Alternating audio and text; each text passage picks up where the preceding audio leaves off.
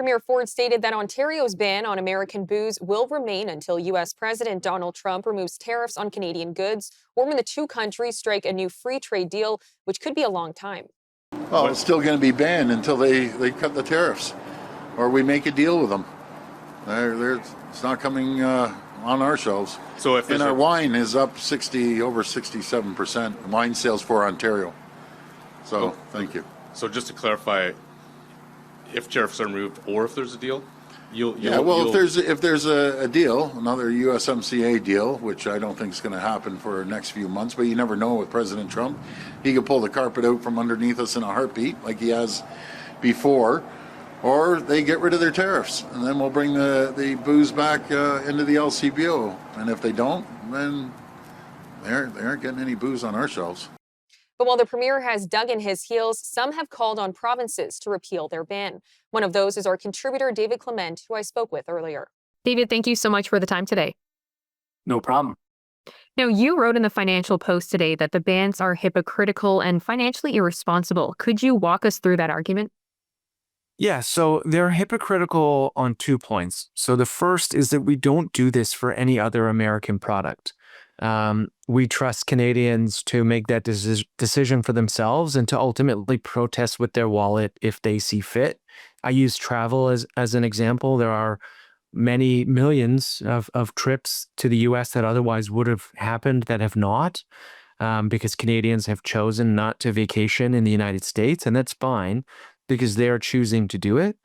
So the hypocrisy here is that we don't ban or prohibit any other kind of commercial activity with American businesses, with the exception of alcohol, which is just an incredibly strange thing to dig our heels in on.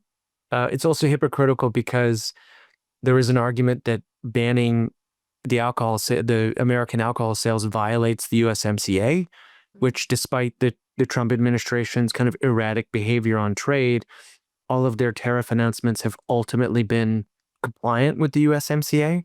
And so you see a headline, 35% tariff on Canadian goods, and then the asterisks if they're not covered by the USMCA. So we've created a scenario where we've actually violated the deal that we have to, one, go and renegotiate soon with the Trump administration, and two, that we've been trying to hold on to and been defending publicly for so long. And so that's how it's hypocritical. How it's financially irresponsible is that because alcohol in the provinces is bought by the province, the liquor control boards, we are sitting on unsold inventory. It's probably 80 to 100 million at least in Ontario that is just sitting on the shelves not being sold. And the storage of that has a cost because you have limited storage capacity. Everything you're storing is preventing anything else from being stored. And so the cost there is immense. And we saw in Quebec just, I believe, last week, where they actually had ready to drink American beverages that were set to expire. So those are just going to be destroyed. And ultimately, it's the provincial taxpayer who's on the hook because the province is buying that alcohol. And so it's hypocritical because it's inconsistent, and it's actually costing taxpayers money, but also costing taxpayers money in foregone revenue. And if we use Ontario as an example, it's the largest buyer of bourbon in the world. And so all of those sales that are not happening is a financial loss for the LCBO. What would you say to those who support the ban and argue that this is one of the few areas where Canada has leverage over the United States? Yeah, I mean, it's an interesting point of view. It's not particularly helpful because the Americans can now say, well, you violated the USMCA. And so, yes, it may be argued that we have leverage and that this is somewhere where we can maybe kind of bat above our weight class. But it's ultimately playing into the narrative in the US, whether it's true or not, that we're an unfair trade partner and we're violating the deal.